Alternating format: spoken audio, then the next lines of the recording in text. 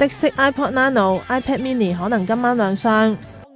香港時間今晚深夜1點，蘋果又喺三藩市舉行發佈會，預料 CEO 喬布斯會推介多款人氣產品嘅更新版，可能包括新一代 iPod Touch， 除咗打唔到電話，幾乎有齊所有 iPhone 科嘅功能，新增 3G 無線上網、超高解像嘅視網膜屏幕顯示技術、前後雙鏡頭同 A4 處理器。新版 iPod Nano 就有正方形機身同更加的式，尺寸接近最迷你嘅 iPod Shuffle， 仲由滑動式 Mon 改為觸控式 Mon。傳聞 iPod Shuffle 都會推新版，新增 1.7 寸觸控式 Mon， 改頭換面嘅全新 Apple TV 亦有可能出場。今年4月推出至今，已經喺全球賣出過300萬部嘅王牌平板電腦 iPad，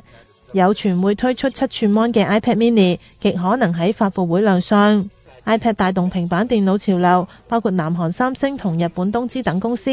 準備聽日喺德國舉行嘅國際消費電子展推出平板電腦硬撼 iPad。